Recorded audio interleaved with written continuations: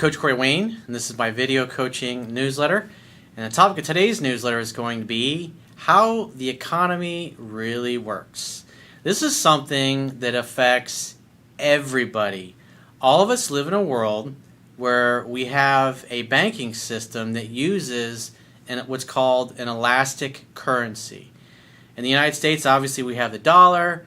You've got China's got their own currency. Russia has their own currency. Most sovereign countries are actually the very definition of a sovereign country is one that has its own central bank and has its own money supply.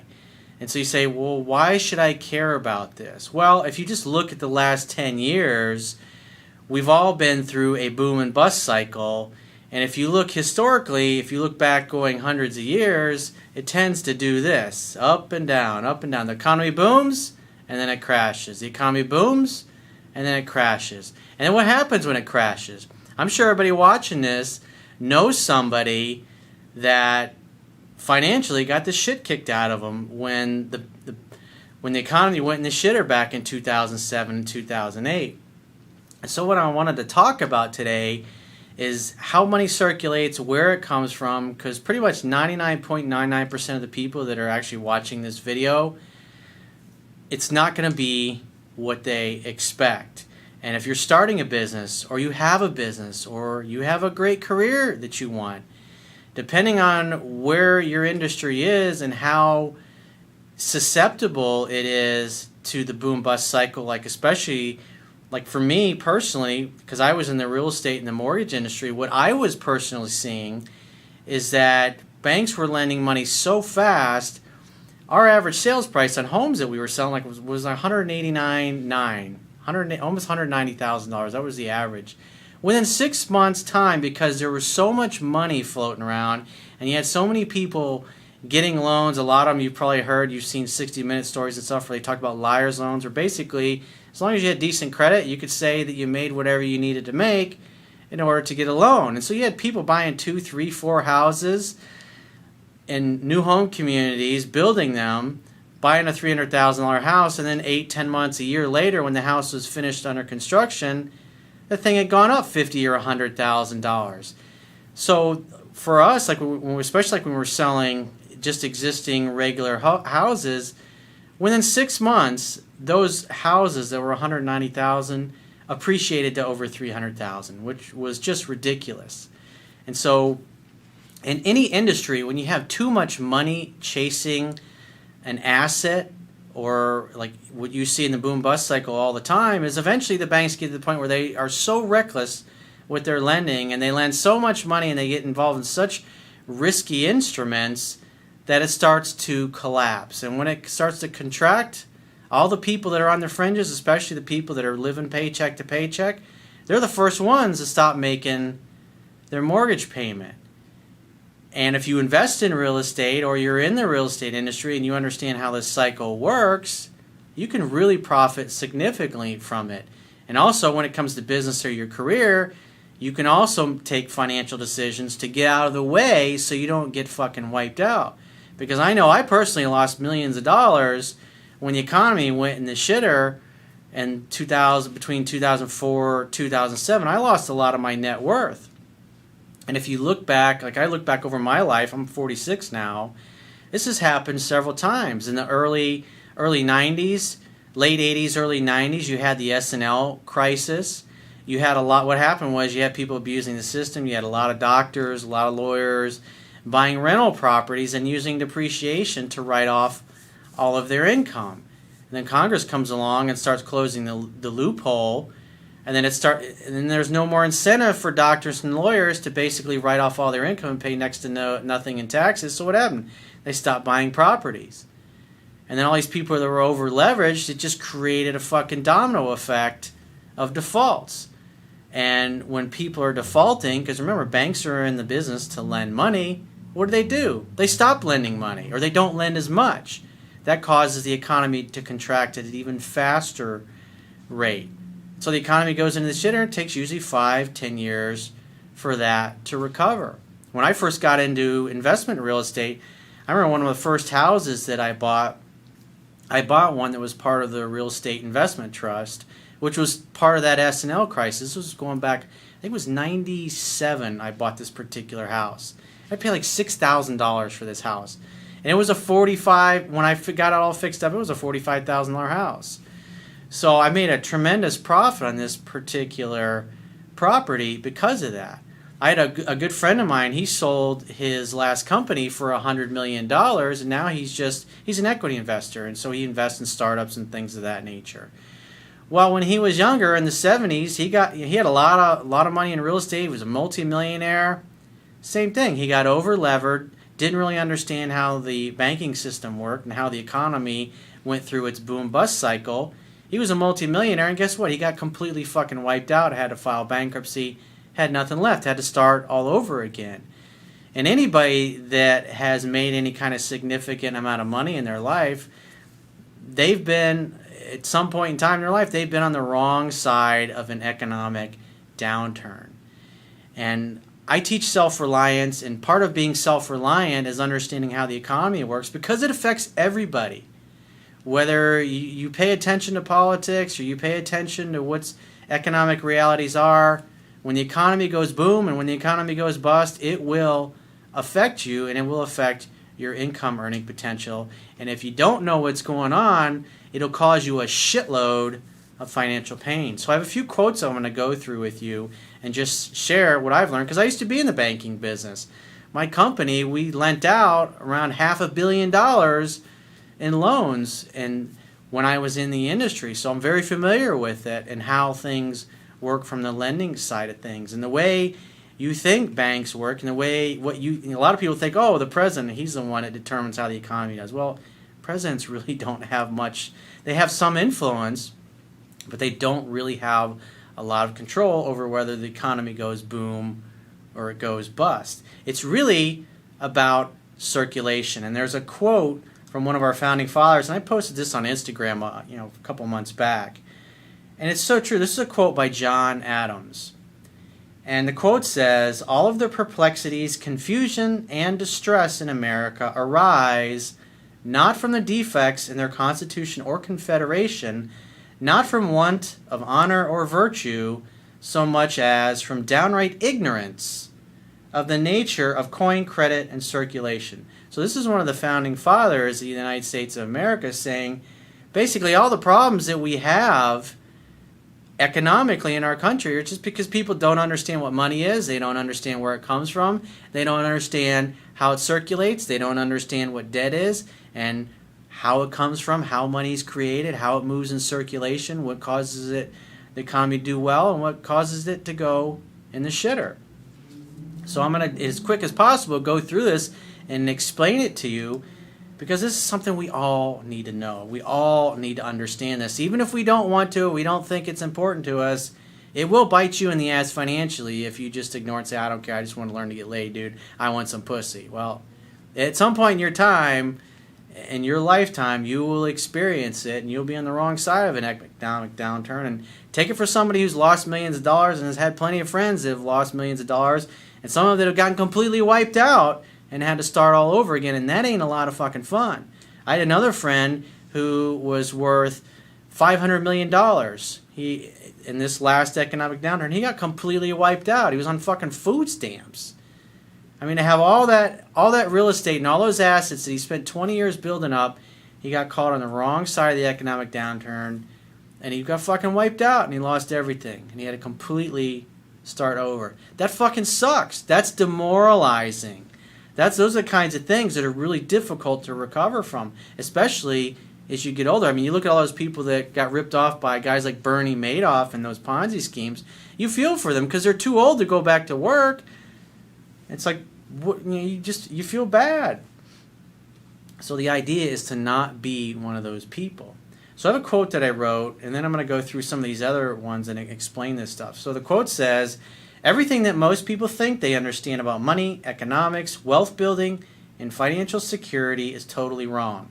Money exists for two reasons: to be a medium of financial exchange that makes commerce and the sale or purchase transactions easy, and number two, to be a store of value where you literally translate your gifts, your skills, your talents, your time and your assets into easily tradable and exchangeable paper, coin, or digital money receipts. In other words, think of money like a paper receipt. Most people think that when they borrow money, they are borrowing money the bank has from its other customers. This is a myth. A bank's purpose is to facilitate stable money circulation by expanding the money supply via creating loans out of thin air. Banks use fractional reserve banking, which enables them to create up to 10 times the total amount of their customers' money in their bank accounts out of thin air and lending it at interest. For example, if a bank's cumulative amount of all of their depositors' bank accounts is $10 million, then the bank can create up to $100 million out of thin air and lend it at interest. The economy expands when banks create money out of thin air by creating loans and lending it at interest. Every time you use your credit card, borrow money, get a car or home loan, you are borrowing money that did not exist until you got the loan or spent it into existence by swiping your credit card. When the banks stop lending or reduce their lending during an economic downturn, the money supply in circulation will shrink. So when you look at like 2007, 2008, in the U.S. economy alone, the money supply, $3 trillion basically got sucked out of the economy. And I think at the time, our total economic output per year, I think, was like around $16 trillion. So when $3 trillion just all of a sudden stopped circulating, that's in essence, for the most part, it was loans that stopped circulating because most of that money was circulating was coming from loans. And so what happened? It's just dominoes. You had housing developments where, it was amazing because I was still occasionally selling foreclosure properties, and I would go into these new developments, well, all these new homes, and there's like 2 people living on the street, and all the rest of the houses, the weeds are 3 feet tall, and it was just like a ghost town. It was really, I'd never seen anything like that before in my life.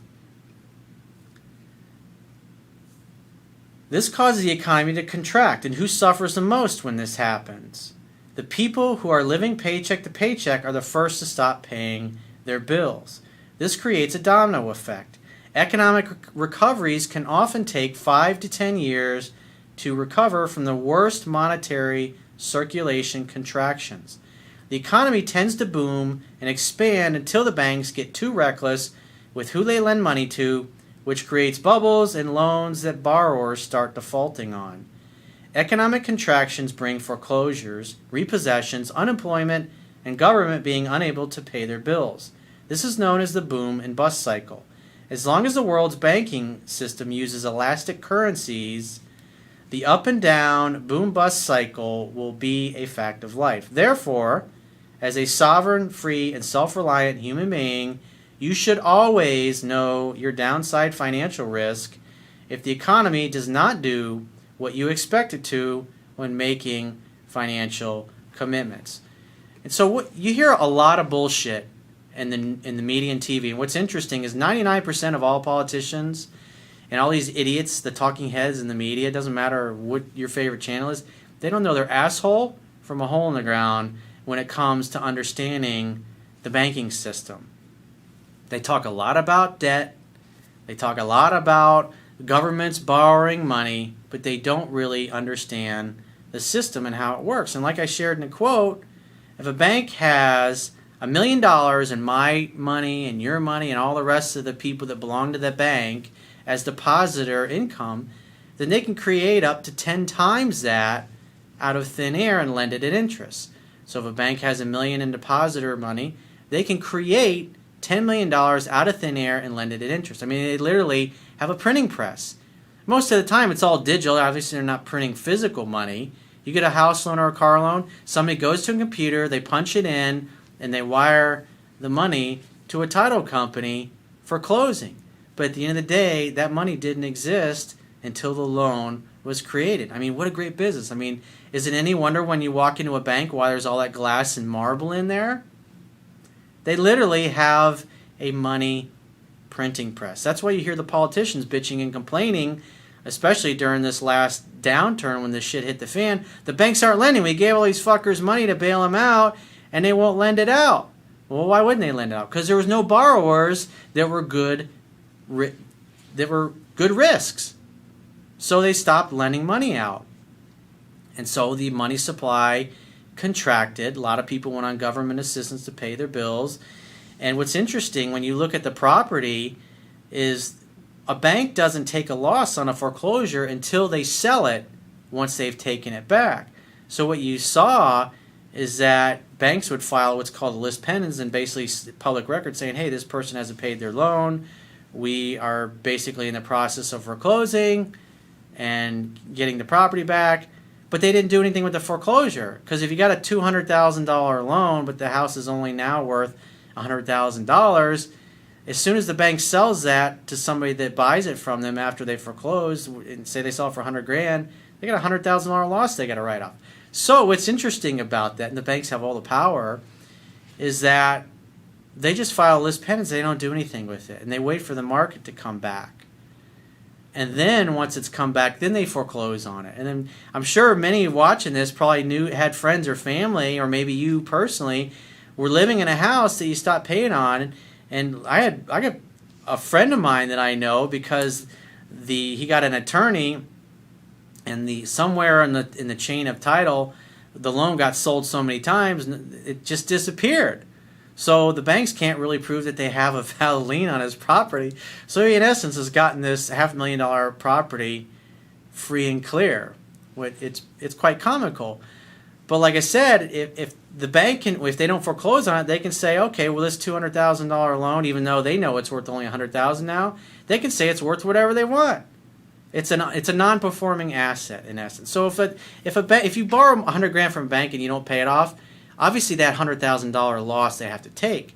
But normally you borrow $100,000 and you pay the $100,000 back, and obviously that goes back to zero. But you're also giving them interest, their profit on the loan. I mean, it's such a great business. And so if we look, and then you hear like, well, what's the Federal Reserve? How does the Federal Reserve have to do anything with that? So give an example. So when the U.S. government borrows money, the Treasury prints a Treasury bond. It's in essence a promise to pay. It's like an IOU.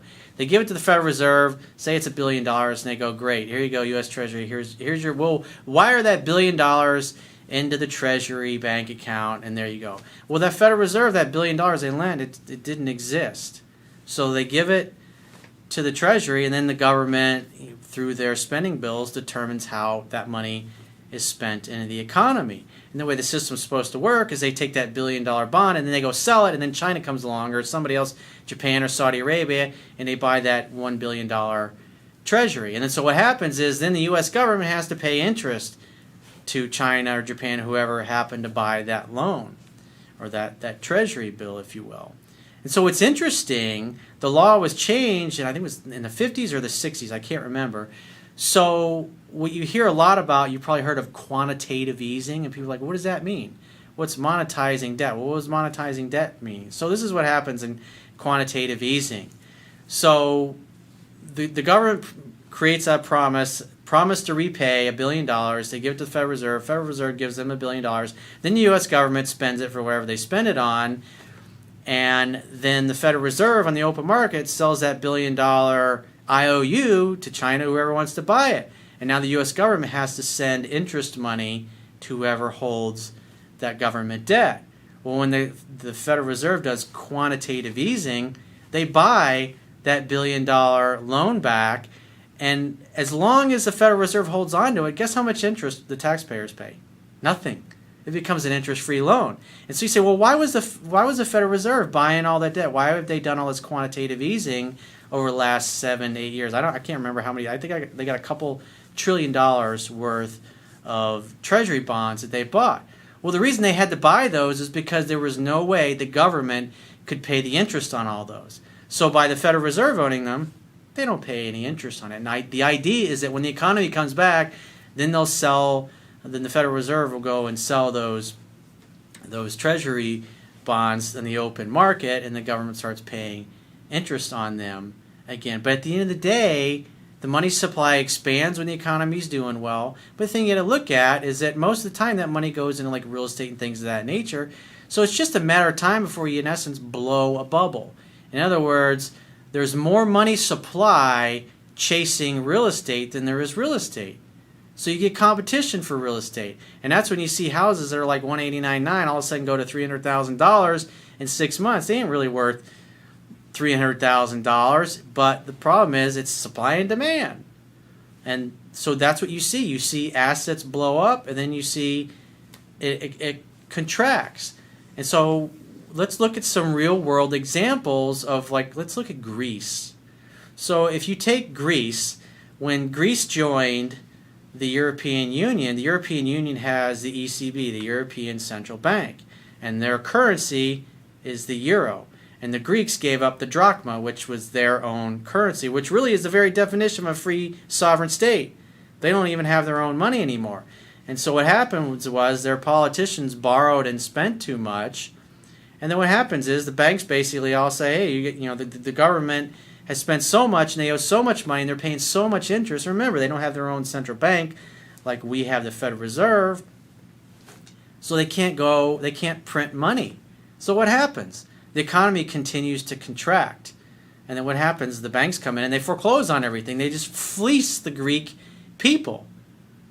And have you noticed their economy hasn't come back? It continued. There was huge demonstrations just this past week. What the Greeks really should do is they should go back to the drachma, because think about it. Money is a store of value, right? So whether that's the drachma, their currency, or the euro, or the US dollar, or the renminbi, or the ruble, or the Japanese yen, or gold, or silver, or fine art, or real estate, those are all stores of value. And the idea is to buy low, sell high. So, like right now, like past several years, the US dollar has appreciated in value. So why is that? So you look at countries like Venezuela and you say, well, why is their currency not worth anything? Or because you hear about Russia, like they've had inflation and their currency has dropped in value. Well, why is that? Because nobody will trade it. So the very nature, if you look at, like if you got $100,000 to buy a property, you can buy a property in China, you can buy it in the United States, you can buy it in Brazil, you can buy it in Venezuela, you can buy it in Japan. So if you spend $100,000 and buy a $100,000 piece of property, where is it going to be safest? In other words, where is it going to hold value? Or you think about, would you want to buy a $100,000 property in, say, Aleppo, Syria, or Iraq, or somewhere where there's war going on? Or like Venezuela? What's interesting is you look like what Venezuela did, as everything was socialized. So the government went to the American oil companies and all these other outside oil companies and said, we're nationalizing all the oil companies. And so Exxon and all these other companies, BP, had built all this infrastructure, spent all these billions of dollars, and they just go, I know you spent $20 billion on all this stuff, but it's only worth $1 billion, so we're going to give you $1 billion check for it, and nothing you can do about it. So what happens? So the economic reality is everybody's like, well, I'm not going to invest Businesses aren't going to invest money over in Venezuela because property rights are not very stable. I'm not going to go buy a house in Aleppo, Syria, or somewhere in Iraq in the middle of a war zone because it's going to lose. The chances of some gangster coming along and taking it and me losing my money or it getting destroyed because there's war going on around it. So what happens, you look at a country like Venezuela, no business will invest over there because the government might just come and take your shit, so it's too risky. And so what does that do to their currency? It destroys the value of their currency because they're not playing nice in essence. And so now it's like toilet paper is a luxury. People have a hard time buying fucking toilet paper over in Venezuela. You look at like Zimbabwe. The guy what's his name? Mugabe or whatever his name is. He went to a lot of the people, the wealthy families that had land and stuff, and said, oh, well, these are colonial powers, or that white person had all this money, and we're going to take their cattle ranch, and we're going to take their farm, and we'll give it, so they basically take these people's property, and they have nothing. And so because property is not stable, in other words, the likelihood that whatever you spend your money on over there is going to lose value, makes it not a very stable place to invest in. Therefore, the currency is not really worth a lot. It's the same thing.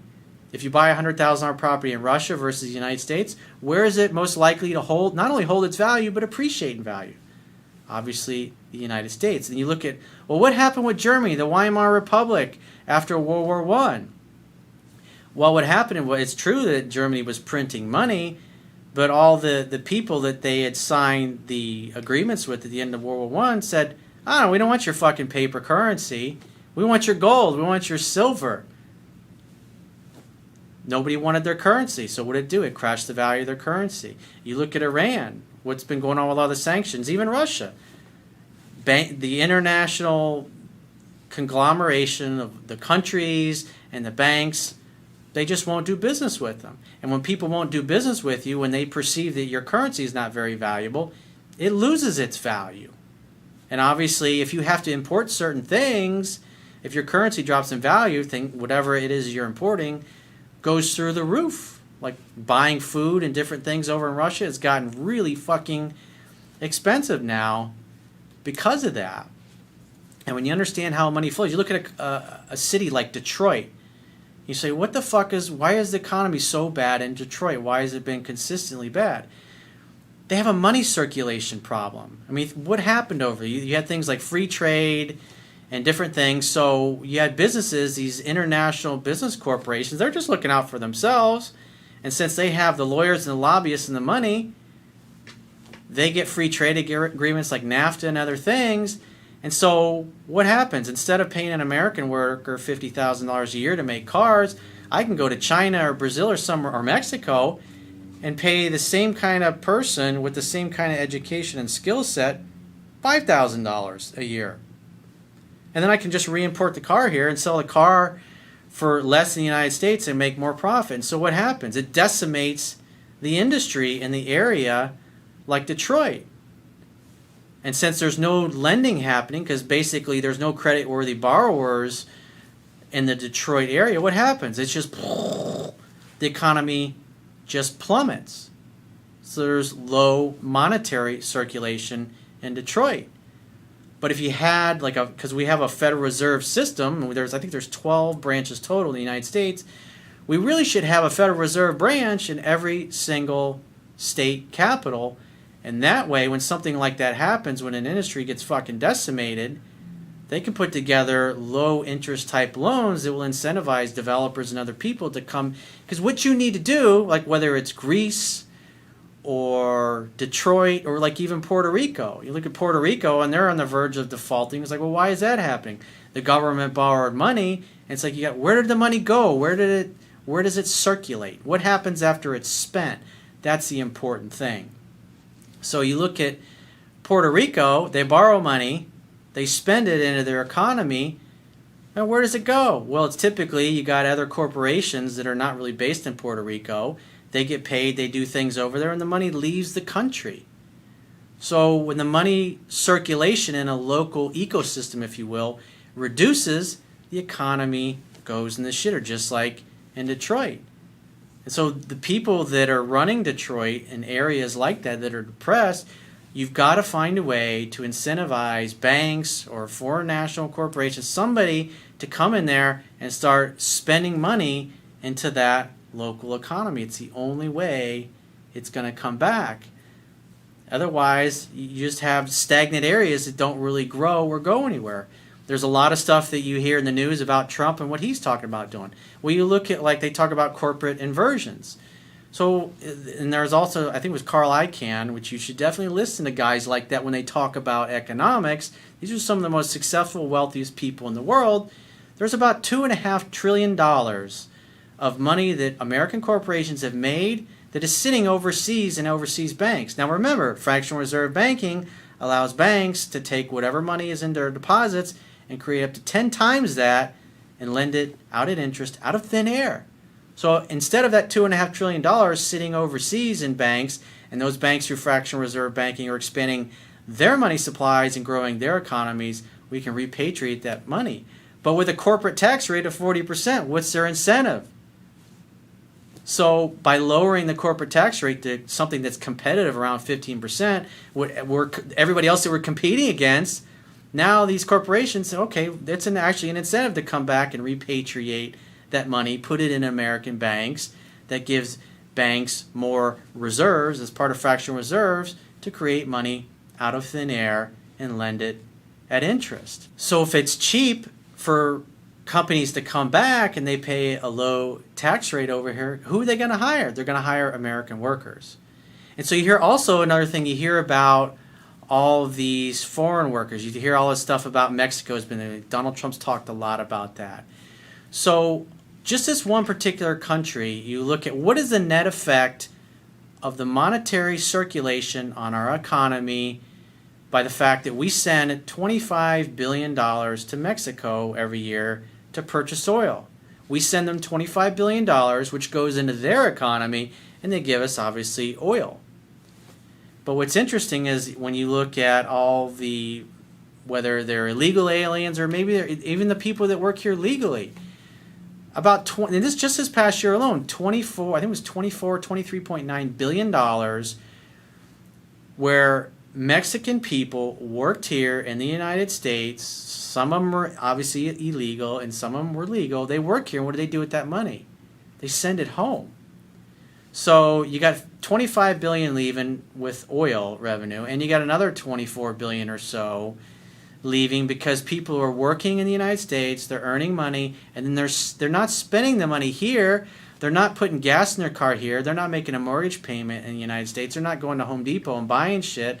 They're living with a bunch of other people, and I've seen plenty of interviews with these people. They're like, I don't want to become a citizen. I'm going to work for 10 years. I can save up enough money, and I'm set for life. So you got $50 billion a year leaving the American economy, going to Mexico alone. You look at China, our trade deficit, $500 billion a year. So we're literally sending $500 billion a year, taking it out of our economy, sending it to China, which they pay their workers, and it circulates in their economy, and they send us stuff, the stuff that we buy here. You look at, and not only with what you see with Mexico, you got people from Ecuador, you got people from Nicaragua, you got people from Brazil. I mean, you literally, I think there's 11, the statistics are there's 11, 12 million people that are working in the United States illegally. And what's interesting is the majority of them are like, I don't want to become a U.S. citizen. I just want to work. I can work for 10 years. I can save $50,000, $60,000, whatever it has to be, and I'm set for life back in Ecuador. They can build a house. Everything's free and clear. Everything's paid for. So I don't know what all those figures are because I haven't looked at them. But, I mean, just Mexico alone, that's $50 billion that we send to Mexico, that $50 billion that leaves our economy. $500 billion leaves our economy and goes to China. So when you think about it and you add up all of the different countries like Ecuador, Nicaragua, I mean, we're talking hundreds of billions of dollars. So there's literally, when you look at that, you think of the United States kind of like a ship. And every time when we print money out of thin air, it obviously devalues the currency. Just like you heard, scarcity creates value. I talk about it all the time. The same thing also has to do with money. If money is scarce, it has a lot of value. The more of it you print, and the faster you print it, the quicker it loses the value. When you look at the Federal Reserve's number, what a U.S. dollar was worth 100 years ago, it's lost 97% of its value in the last 100 years. In other words, if you went back in time, that dollar from 100 years ago is worth 97% less today than it was then. It's lost the value. But we're the world's reserve currency. And again, it's an elastic currency that expands and contracts based upon what happens with the bank lending. And all of us, because whatever the banking system does, it affects all of us. It affects the money you can earn. Because, I mean, there were lots of companies when the economy went in the shitter, they were cutting people's salary back. You may have been one of those people. You may have had a friend or family member who got their salary cut, or maybe they lost their job outright. So when you understand how the economy booms and busts and it goes up and down, the ebb and flow of it, you can get out of the way of it. You can realize that you really have to have some money set aside for when those kinds of things happen. Or if you're thinking about buying a house or a car loan, it's like, okay, so what happens if the economy goes in the shitter and I lose my job? How long can I make that mortgage payment before I run out of cash? How long can I make that car payment before I run out of cash.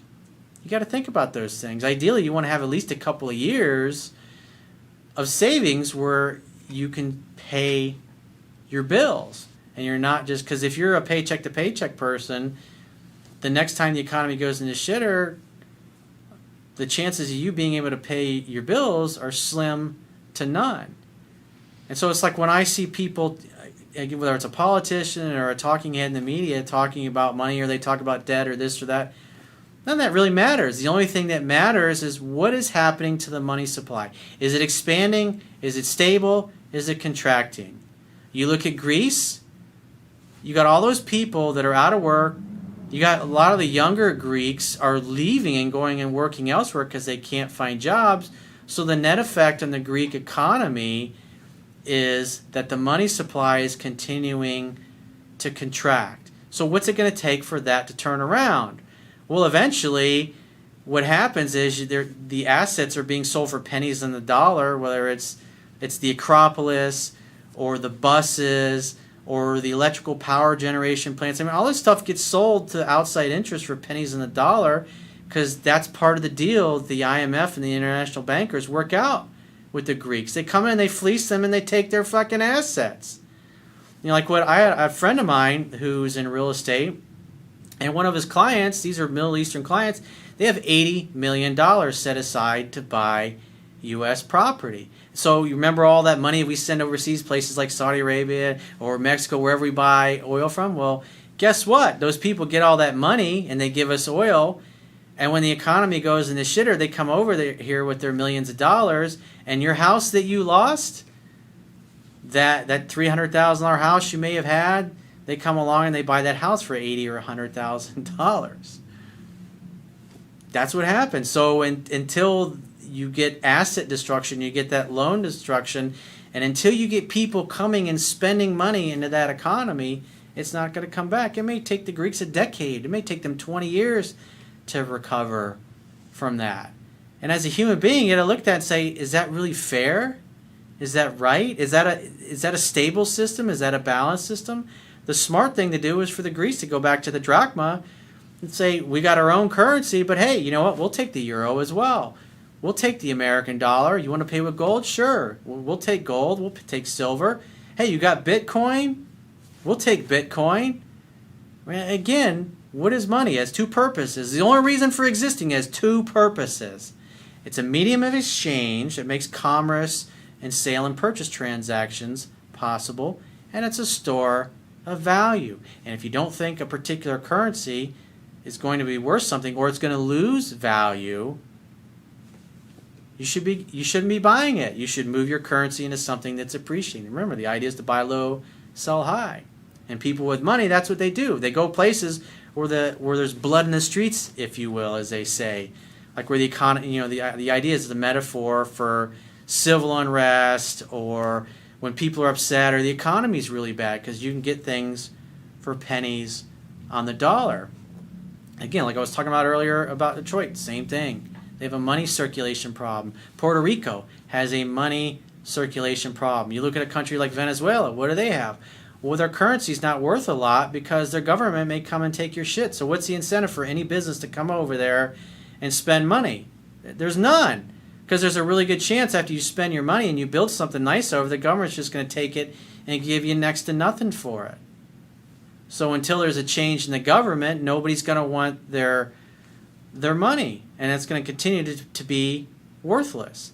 Now, eventually, at some point, that government will probably collapse and fall, and they'll get somebody that's more moderate that'll come in there, and they'll repair all those relationships, and they'll undo a lot of the things that the socialists did to make it worthwhile for international businesses to start coming in there, taking their currency, and also spending their own money to start to grow the economy.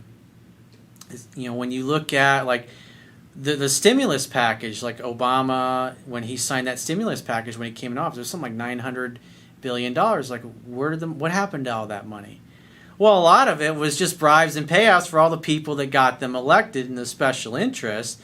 And you looked at companies like, I think GE got a loan. I think it was somewhere around $60 billion. Well, Well, did they spend that $60 billion in the United States? No.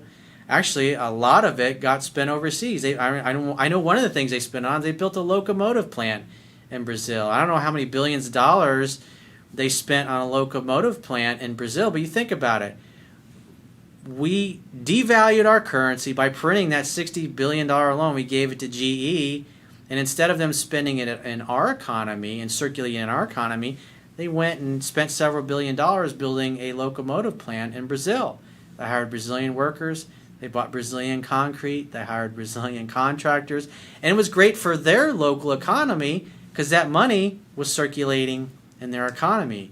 It's just like, Ford? They were going to build like a $2.5 billion auto plant in Mexico because they could hire cheaper workers over there than the American workers. I mean, from a business perspective, it's like they're just trying to stay viable. But Trump is right when he talks about these idiot politicians that negotiate these trade deals to where you can't compete against that. You can't have somebody that's making $50,000, $60,000 a year working on an assembly line competing against somebody that's willing to do that same work for $5,000 in China or Mexico or some other country. I mean, that's just fucking stupid.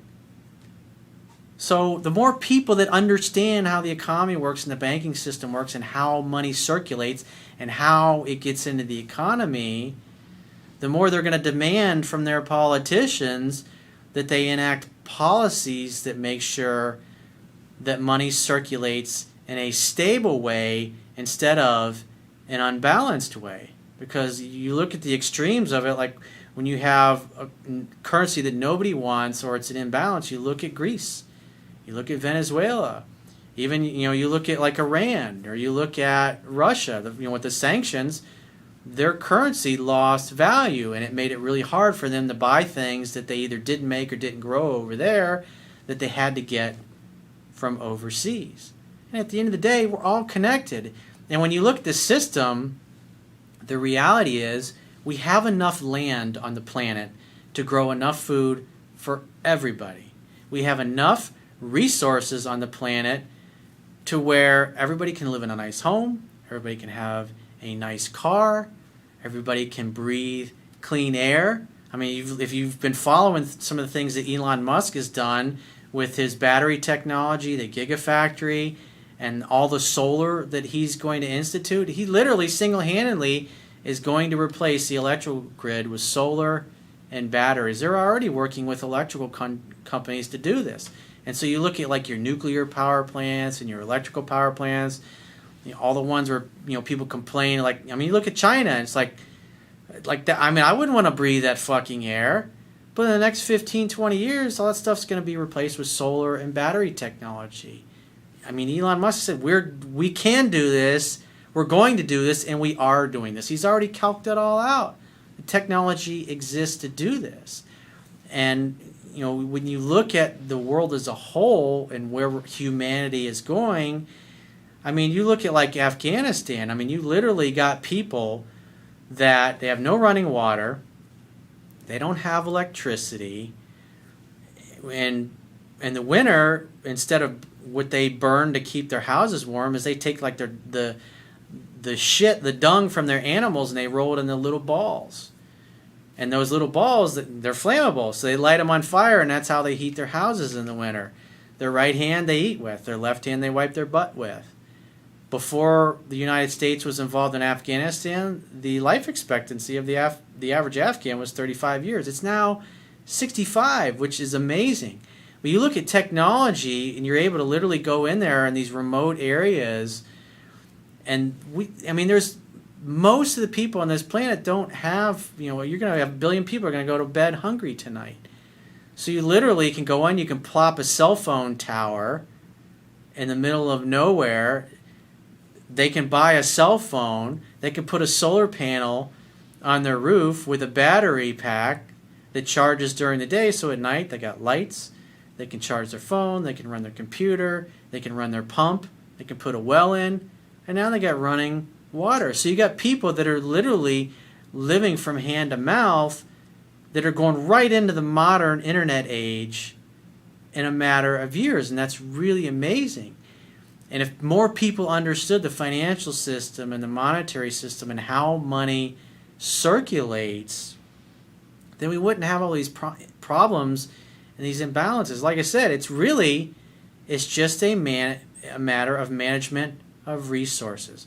Humanity, collectively, we have to do a better job of managing the circulation of money in our economies, and we also have to do a good job of managing our resources. Because again, all the land that we need to grow all the food we need to feed everybody, I mean, we literally could make the world a 5-star paradise. But obviously you have to do things in a balanced, set way, because when you think about it, like you look at concrete that's used to build things.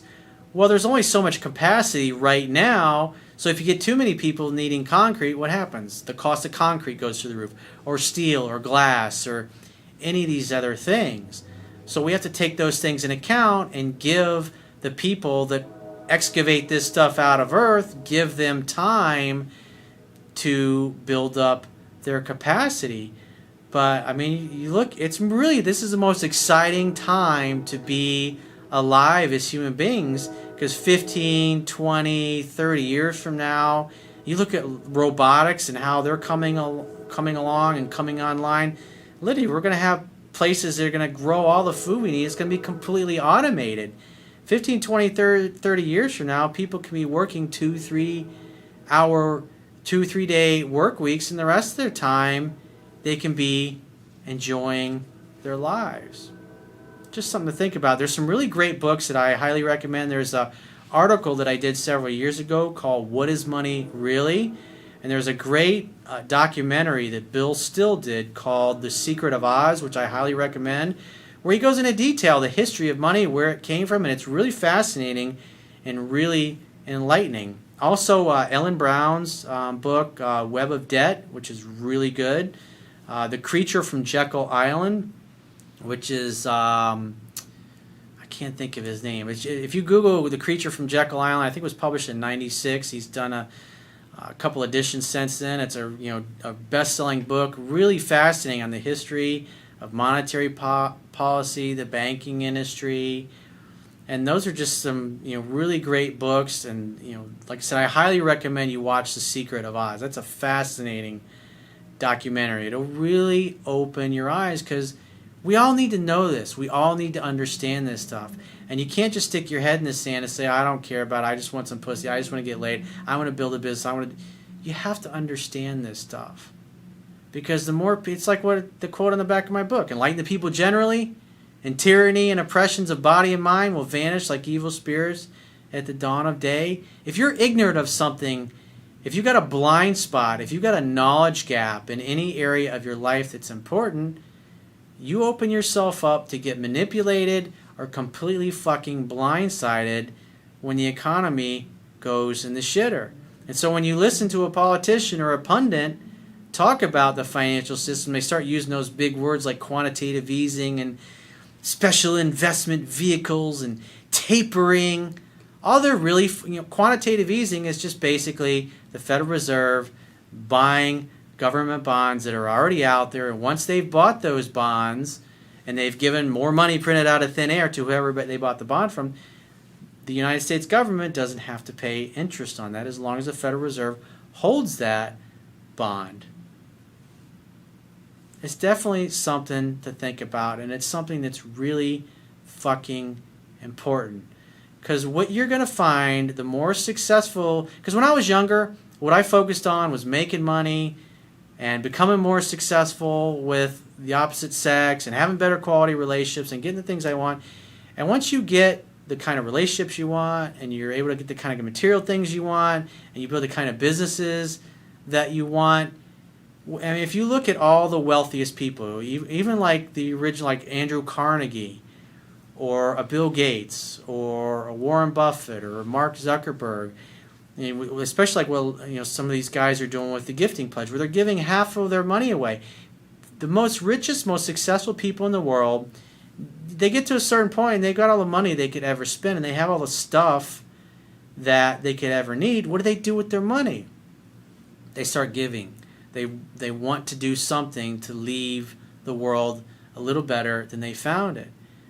And for me personally, as a coach, not only do I want to have help people reach their full potential, but I want to make the world a better place. But in order to do that, we all need to understand how it fucking works. It's so important. So definitely check out those resources I mentioned, those books that I mentioned. I highly recommend you get them. All those books, you can, if you're on my website and you click the products tab, the recommended products, all those things are there. And again, I highly recommend that you check out Bill Still's documentary, The Secret of Oz, and also my article that I did called What is Money Really? So I will talk to you soon.